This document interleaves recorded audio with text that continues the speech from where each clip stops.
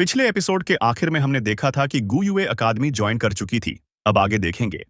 वह एक जीनियस है। सिर्फ मैं ही उसे सही तरीके से सिखा सकता हूं।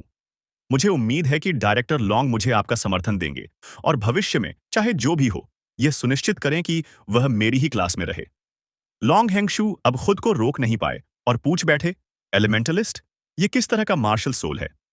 टीचर वू, आप तो बहुत जानकार हैं, जरूर आपको इसके बारे में कुछ पता होगा। वू जंगकोंग ने जवाब दिया, मैंने अभी अभी देखा है, ये कोई बुरा मार्शल सोल नहीं है। आने वाले क्लास प्रमोशन टूर्नामेंट में तुम इसे एक्शन में देख लोगे।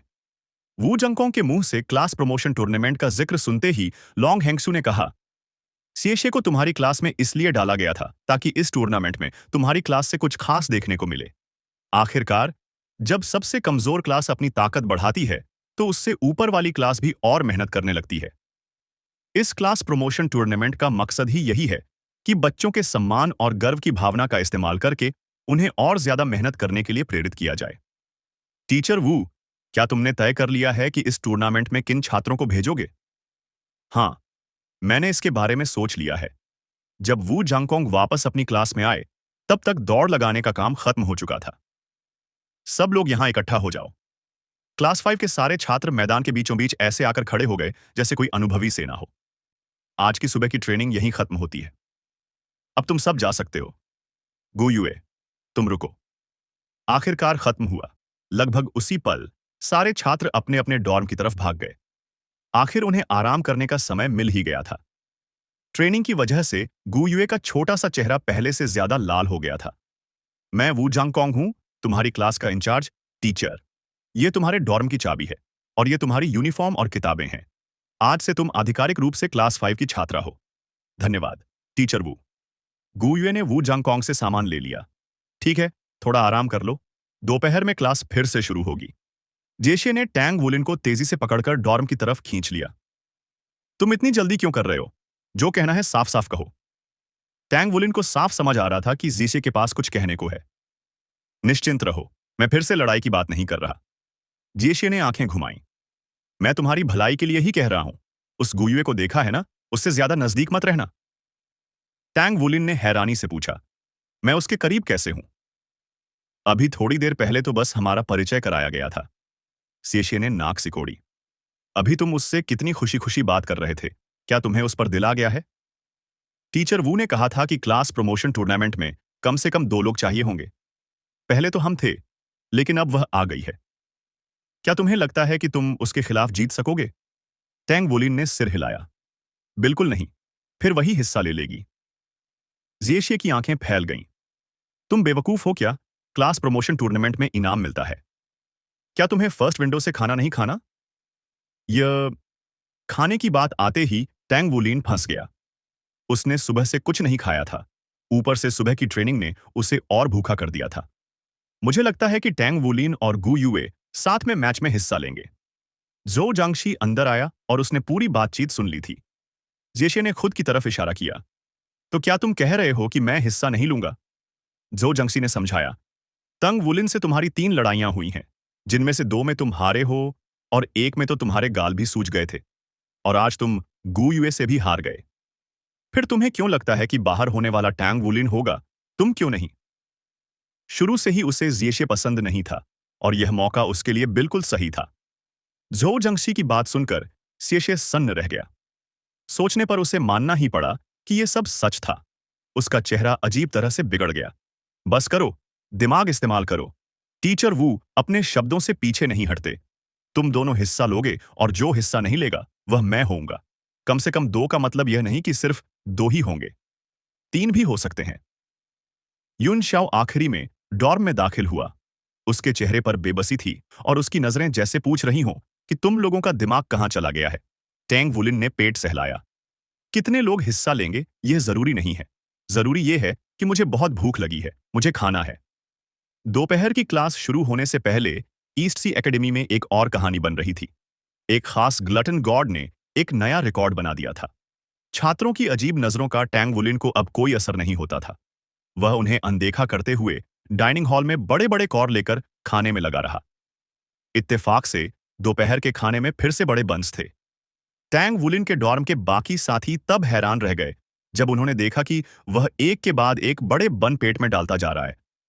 जिएशे ने गंभीर आवाज में कहा, आगे से अगर मैंने खाने को लेकर तुमसे शर्त लगाई तो मैं सच में बेवकूफ हूं। टैंग वुलिन ने कहा, इसके अलावा मैं तुमसे किसी और चीज पर शर्त भी नहीं लगाऊंगा। कोई मोटिवेशन ही नहीं है। मैं इसे खत्म नहीं कर पा रही हूं, तुम खा लो।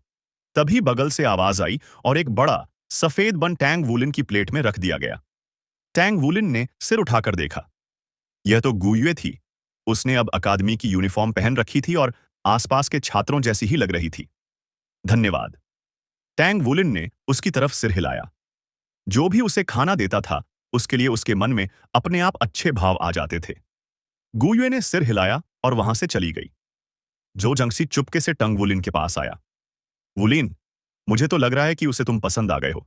आज क्लास में आते ही उसने खुद पहल करके तुमसे बात की और अब तुम्हें बन भी दे रही है। साफ लगता है कि वह तुम पर फिदा है। टंग वुलिन ने बेबसी से कहा, तुम सिर्फ 9 साल के हो ना?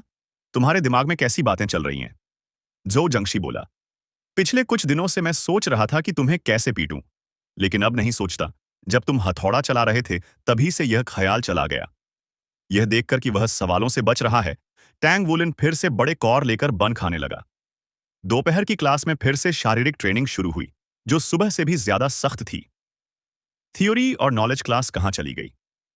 वू जांगकोंग का जवाब सीधा था, इस क्लास के मौजूदा स्तर के साथ थ्योरी और नॉलेज पढ़ने की जरूरत ही क्या है? आइसली एरोगेंट प्रिंस चार्मिंग ने कब तर्कसंगत बात की थी? दौड़ लगाना फिर भी ठीक था, उसे सहा जा सकता था। लेकिन जैसे ही फ्रॉग जंप्स शुरू हुए, 30 मिनट के अंदर ही क्लास 5 के छात्र मैदान में जमीन पर पड़े थे। पूरे दिन की शारीरिक ट्रेनिंग के बाद ये 9 साल के बच्चे रेंगते हुए डॉर्म वापस गए। डिनर के बाद टैंग वुलिन, सिएशिए और गुयुए मुझसे मिलने आना। क्लास खत्म होने पर वू जांगकोंग ने ठंडे स्वर में कहा, जिएशिए। टैंग वुलिन के सहारे खड़ा था, उसके पैर अब भी कांप रहे थे। गुयुए की हालत थोड़ी बेहतर थी, लेकिन उसने भी दोनों हाथ घुटनों पर टिका रखे थे। एलिमेंटलिस्ट मार्शल सोल रखने वाली यह लड़की सच में स्वर्ग का तोहफा थी। ट्रेनिंग के दौरान वह बाकी सबसे ज्यादा आराम में दिख रही थी, और यह उसकी स्टैमिना की वजह से नहीं था। उसका मार्शल सोल उसे हवा में मौजूद एलिमेंट्स से जोड़ देता था, जो ट्रेनिंग के दौरान उसकी मदद कर रहे थे। विंड एलिमेंट्स उसे हल्का और तेज बना रहे थे। लाइट एलिमेंट्स उसकी ऊर्जा वापस ला रहे थे। फायर एलिमेंट्स उसकी ताकत बढ़ा रहे थे। अर्थ एलिमेंट्स उसका धैर्य मजबूत कर रहे थे, और आइस एलिमेंट उसे शांत और ठंडे दिमाग वाला बनाए हुए था। ऐसा लग रहा था जैसे हर तरह का एलिमेंट उसकी ट्रेनिंग में उसकी मदद कर रहा हो।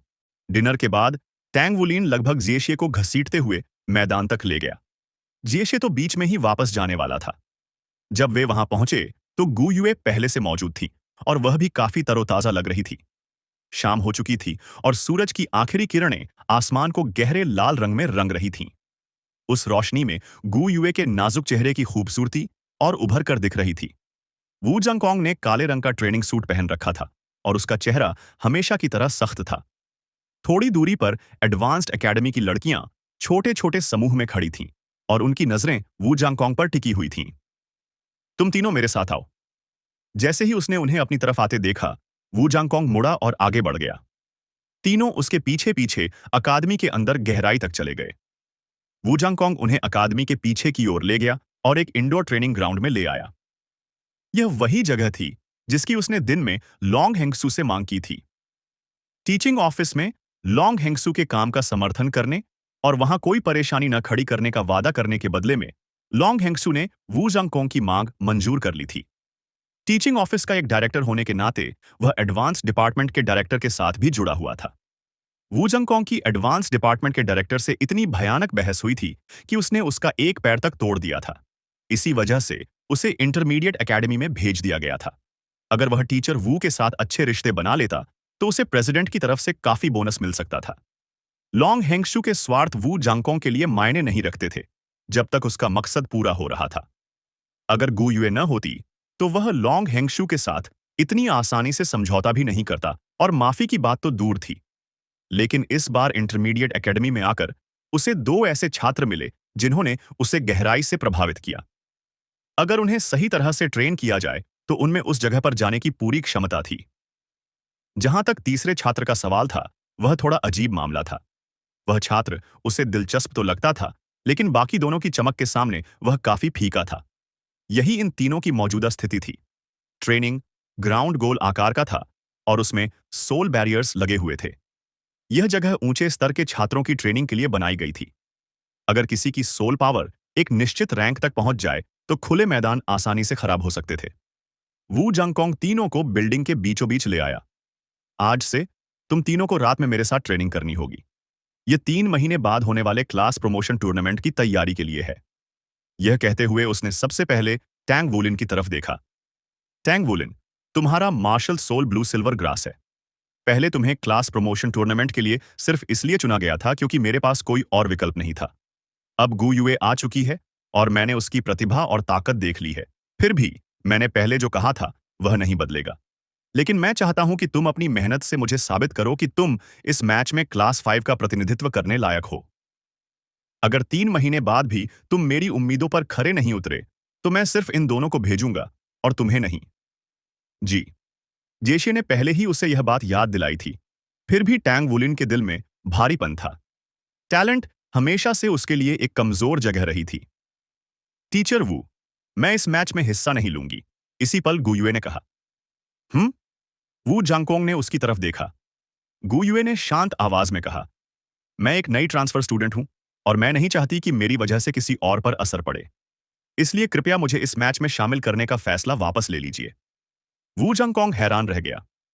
सोल मास्टर बनने के बाद से ही वह खुद को भाग्य का चहेता मानता आया था, यहां तक कि ईस्ट सी एकेडमी में आकर रिजाइन करने के बाद भी। ऐसा इसलिए नहीं था कि उसे मजबूर किया गया था, बल्कि इसलिए कि बाकी सब बहुत कमजोर थे। लेकिन इस छोटी सी लड़की की बात सुनकर उसे एहसास हुआ कि वह उसे मजबूर नहीं कर सकता। वह शीशी के ट्विन मार्शल सोल्स को बहुत अहम मानता था, लेकिन गु युए के एलिमेंटलिस्ट मार्शल सोल के सामने जेशे का स्तर एक पायदान नीचे था।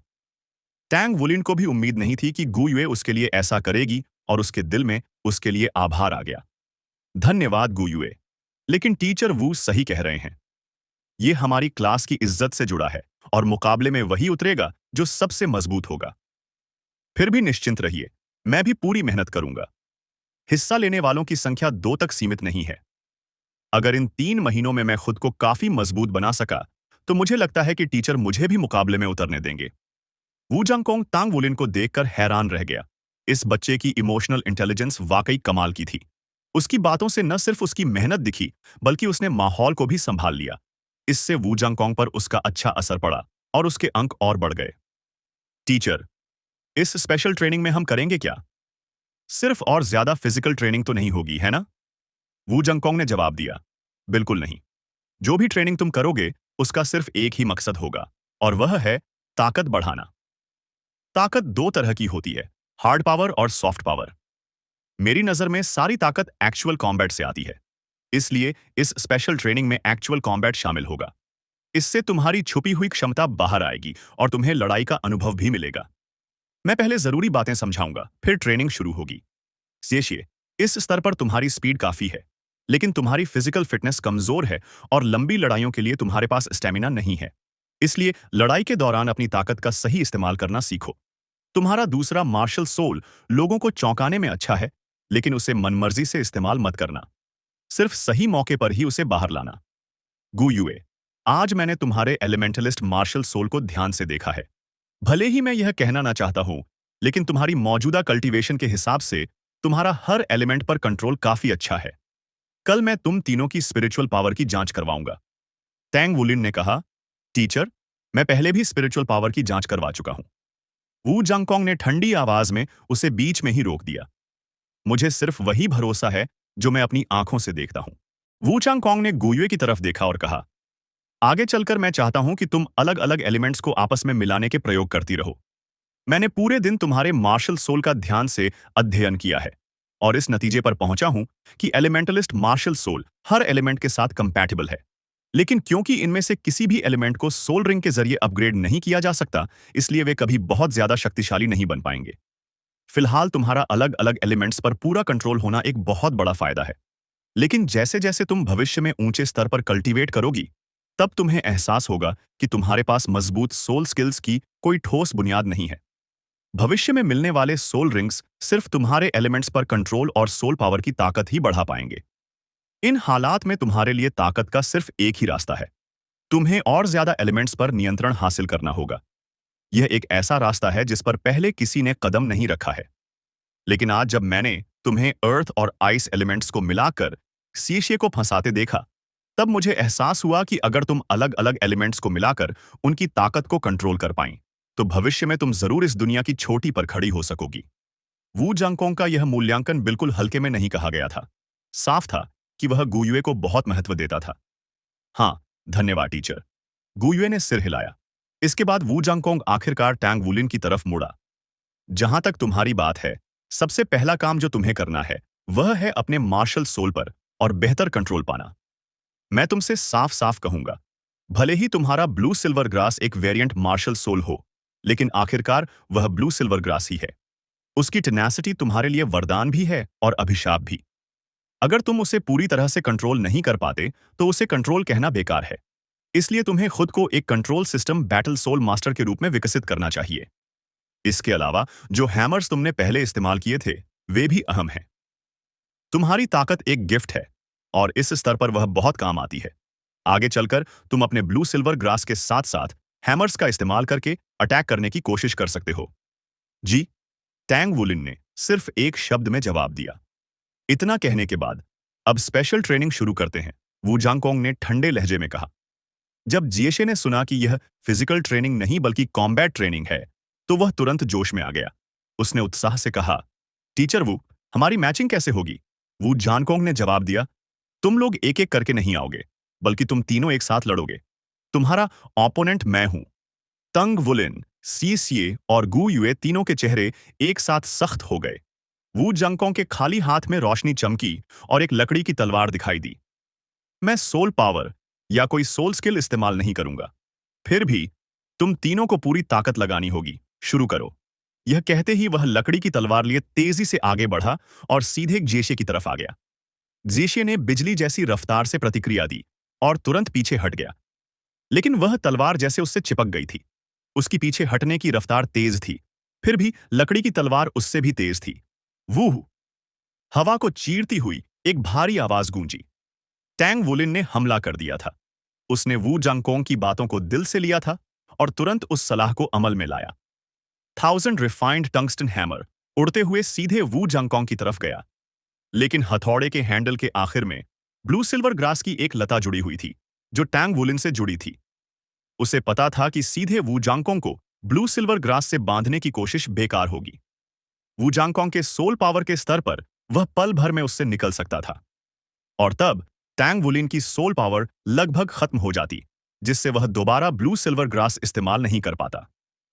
जहां तक उड़ते हुए 1000 रिफाइंड टंगस्टन हैमर की बात थी, वू जांगकोंग ने उन्हें बिल्कुल नजरअंदाज किया और तलवार लिए आगे बढ़ता रहा। हथौड़े बस उसके पीछे से निकल गए। टैंग वुलिन के चेहरे पर अजीब सा भाव आ गया जब उसका हमला खाली चला गया। उसी पल एक ठंडी हवा उसके पास से गुजरी, जिसने जेसिए को किनारे धकेल दिया और वू जांगकोंग की तलवार को हवा के सिवा कुछ नहीं मिला। वू जांगकोंग ने पीछा किया, लेकिन उसके पैरों के नीचे की जमीन अचानक नरम हो गई और जमीन से एक बर्फ का नुकीला टुकड़ा ऊपर की ओर निकला। गू युए वही एलिमेंट कॉम्बिनेशन टेक्निक इस्तेमाल कर रही थी जो उसने पहले की थी। वू जांगकोंग के चेहरे पर एक शांत मुस्कान आई। उसने कलाई को हल्का सा घुमाया और लकड़ी की तलवार ने आसानी से उस बर्फ के टुकड़े को तोड़ दिया। उसी समय वह कीचड़ से बाहर कूद आया। वूहू! टैंग वुलिन के 1000 रिफाइंड टंगस्टन हैमर्स फिर से आ पहुंचे। इस बार सिर्फ एक नहीं, बल्कि दोनों हथौड़े साथ थे। दोनों हथौड़ों के साथ हमला करने की रेंज और भी बड़ी हो गई थी। वू जांगकोंग की लकड़ी की तलवार उसकी मर्जी के मुताबिक चली और दोनों हथौड़ों से टकराई, जिससे वे हवा में ही रुक गए और तुरंत जमीन पर गिर पड़े। वू जांगकोंग की आंखों में हल्की सी हैरानी चमकी। इस छोटे लड़के की ताकत तो सच में जबरदस्त है। उसी पल वू जांगकोंग के बगल में एक फायरबॉल दिखाई दिया। एक बार फिर गुयुए का हमला बिल्कुल सही समय पर आया था। वू जांगकोंग का हथियार लकड़ी की तलवार था, इसलिए आग से उसे जलाना सबसे अच्छा तरीका था। लकड़ी की तलवार ने हवा में एक गोल घेरा बनाया और एक अजीब सी हवा की धारा बन गई। फायरबॉल अचानक अपनी दिशा बदलकर वू जांगकोंग के ऊपर से निकल गया और सीधे जेशे की तरफ चला गया। जेशे की लाइट ड्रैगन डैगर ने फायरबॉल को काट दिया और वह चिंगारियों में बदल गया। वह हवा में ही अपने शरीर को मोड़ रहा था, क्योंकि वह अभी भी वू जांगकोंग की रेंज में था। फिर उसके बाएं हाथ ने हल्की सी हरकत की और एक अदृश्य ब्लेड दिखाई दी जो लाइट ड्रैगन डैगर के साथ आगे बढ़ी। उसी समय टैंग वुलिन के 1000 रिफाइंड टंगस्टन हैमर्स फिर से वू जांगकोंग की तरफ उड़ गए। साथ ही 3 फायरबॉल्स भी उसी पल निकल पड़े। टैंग वुलिन, सिएशे और गुयुए के हमले पूरी तरह से तालमेल में थे। दुर्भाग्य से उनका ओपोनेंट बेहद ज्यादा ताकतवर था। वू जांगकोंग के हाथ की लकड़ी की तलवार अचानक कई तलवारों के साए जैसी बन गई। दोनों हथौड़े उछलकर अलग हो गए, जबकि जिएशे के कंधे पर वार लगा और वह उड़ता हुआ सीधे 3 फायरबॉल्स की राह में जा गिरा। अगर उसकी हिम्मत और उसकी लाइट ड्रैगन डैगर व शैडो ड्रैगन डैगर न होती तो वह गंभीर रूप से घायल हो जाता। वू जांगकोंग आसमान से नीचे उतरा। इस बार उसका लक्ष्य टंग वुलिन था। लकड़ी की तलवार सीधे टंग वुलिन की तरफ बढ़ी। टंग वुलिन पीछे नहीं हटा। जेशे अभी होश में नहीं था और उसकी मदद नहीं कर सकता था। गुयुए भी जेशे के नीचे दब गई थी, इसलिए वह भी सहारा नहीं दे सकती थी। यह हालात वू जांगकोंग ने जानबूझकर बनाए थे ताकि टैंग वुलिन को अकेला कर दिया जाए। असली लड़ाई छात्र की छुपी हुई क्षमता को बाहर निकालती है। एडवांस्ड एकेडमी में भी वह यही करता था। जब छात्र पर जबरदस्त दबाव होता है तो उसकी असली क्षमता उसके रिएक्शन से सामने आती है। इस नाजुक पल में टैंग वुलिन घबराया नहीं। उसने तुरंत अपना ब्लू सिल्वर ग्रास फैलाया और बाइंड का इस्तेमाल करके वू जांगकोंग को जकड़ने की कोशिश की। वू जांगकोंग ने बस हल्का सा जोर लगाया और टैंग वुलिन के ब्लू सिल्वर ग्रास से बाहर निकल आया। इससे टैंग वुलिन की सोल पावर तेजी से खर्च हो गई। उसे पहले भेजे गए हथौड़ों को वापस खींचने का भी मौका नहीं मिला। जब लकड़ी की तलवार उसकी छाती की तरफ आ रही थी, टैंग वुलिन का चेहरा पूरी तरह गंभीर हो गया।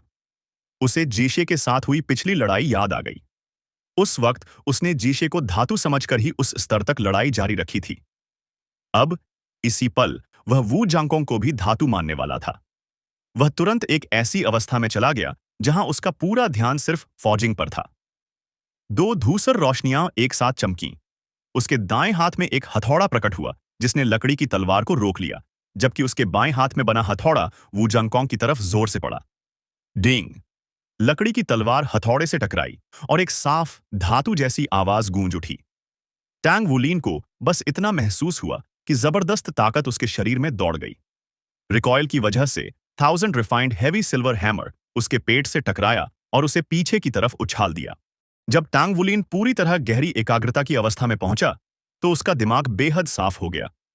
उसे साफ समझ आ गया था कि अगर वह पीछे हटा तो उसके बाएं हाथ में पकड़ा हुआ हैमर अपने टीचर तक पहुंच ही नहीं पाएगा। इसीलिए उसने बाएं हाथ के हैमर को ढीला छोड़ दिया और वह अचानक उड़ते हुए वू जांगकोंग की ओर चला गया। वू जांगकोंग ने बड़े आराम से अपने हाथ में पकड़ी लकड़ी की तलवार को घुमाया और टैंग वुलिन के बाएं हैमर को आड़े में हल्का सा छू दिया। असल में वू जांगकोंग का मार्शल सोल एक सोर्ड था। वह one sword cleaves all techniques के रेल्म तक पहुंचने की साधना कर रहा था। इसलिए चाहे सामने कोई भी हमला हो या ओपोनेंट कोई भी हो, वू जांगकोंग हमेशा सिर्फ अपनी तलवार का ही इस्तेमाल करता था। लेकिन इस बार उसे नुकसान उठाना पड़ा। जैसे ही हैमर और तलवार टकराए, वू जांगकोंग को अपनी लकड़ी की तलवार के जरिए जबरदस्त ताकत का झटका महसूस हुआ। हालांकि टैंग वुलिन की ताकत उसकी तुलना में कम थी, लेकिन उसने अपना मार्शल सोल निकाला ही नहीं था और सिर्फ थोड़ी सी सोल पावर का इस्तेमाल किया था। फिर भी वू जांगकोंग को ऐसा लगा जैसे उसकी लकड़ी की तलवार टूटने वाली हो। उसे और ज्यादा सोल पावर इकट्ठा करने का मौका भी नहीं मिला था कि अचानक वह ताकत जो उसकी तलवार से होकर गुजर रही थी, दोगुनी हो गई। कड़ाक! उसकी लकड़ी की तलवार टूट गई और 1000 रिफाइंड हेवी सिल्वर हैमर बेधड़क उसकी तरफ सीधे उसके सिर की ओर उड़ गया। वू जांगकोंग ने फुर्ती से एक तरफ हटकर 1000 रिफाइंड हेवी सिल्वर हैमर से बाल बाल बचाव कर लिया। वे देखने में छोटे से फॉजिंग हैमर्स जमीन की ओर गिरे और जोरदार धमाके की आवाज हुई। टैंग वुलिन की मदद के लिए आगे बढ़ रहे जेसे को इससे जबरदस्त झटका लगा। टैंग वुलिन ने टीचर वू को पीछे धकेल दिया था, बल्कि उनकी लकड़ी की तलवार तक तोड़ दी थी। कुछ कदम पीछे हटते हुए टैंग वुलिन ने हेवी सिल्वर हैमर को अपनी छाती के सामने पकड़कर बचाव की मुद्रा बना ली। वू जांगकोंग वहीं रुक गया और कुछ पल तक चुपचाप उसे देखता रहा। उसे पहले से ही पता था कि टैंग वुलिन के हैमर्स कुछ अलग किस्म के हैं। रुको! उसने हाथ उठाकर गुयुए और सिएशे को रोक दिया, जो फिर से लड़ाई शुरू करने ही वाले थे। जीशे ने अजीब नजरों से टैंग वुलिन को देखा। फिर जमीन पर पड़े उस धूसर रंग के हैमर की ओर नजर डाली, जिसे उसने पहले कभी नहीं देखा था। उसी पल उसके दिल में डर की लहर दौड़ गई। जब उसने पहली बार टैंग वुलिन से लड़ाई की थी, तब वह ब्लू सिल्वर ग्रास से बंध गया था। अगर उस वक्त यह हैमर उसके ऊपर आ गिरता। टैंग वुलिन तेजी से जमीन की ओर गया, तीनों हैमर्स उठाए और उन्हें वापस अपने हैवी सिल्वर रिंग में रख लिया। तुम्हारे हैमर सामान्य नहीं हैं, वू जांगकोंग ने संदेह भरी नजर से टैंग वुलिन को देखते हुए कहा।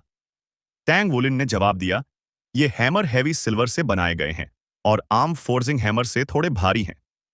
कितने भारी हो सकते हैं, जरा मुझे देखने दो। शीशी को उन हैमर को लेकर बहुत जिज्ञासा थी, जिन्होंने टीचर वू की लकड़ी की तलवार तक तोड़ दी थी। धड़ाम। जैसे ही हैवी सिल्वर हैमर तंग वुलिन के हाथ से निकला, वह जमीन पर गिर पड़ा। जबरदस्त इनर्शिया की वजह से शीशे खुद भी गिर गया। आह! शीशे दर्द से कराह उठा। तुम्हारी यह चीज आखिर है क्या, इतनी भारी? वू जांगकोंग उसके पास गया और 1000 रिफाइंड हैवी सिल्वर हैमर उठाया। उसे उठाते ही उसका चेहरा थोड़ा बदल गया। अब उसे समझ आ गया कि उसकी लकड़ी की तलवार क्यों टूटी थी। इस हैमर का वजन, टैंग वुलिन ने कहा, एक हैमर का वजन लगभग 150 किलो है। वू जांगकोंग ने पूछा, जब हमला हुआ था, तब ताकत की 3 लहरें आई थीं। क्या वह तुमने जानबूझकर किया था, या वह किसी और वजह से था? टैंग वुलिन थोड़ी देर चुप रहा, फिर बोला, यह हैमर्स की एक क्षमता है। 1000 रिफाइनमेंट्स फॉर्जिंग के बाद कुछ अनजान इफेक्ट्स पैदा हो जाते हैं। मेरे हैमर्स में भी एक इफेक्ट है, जिसे स्टैक्ड हैमर्स इफेक्ट कहा जाता है।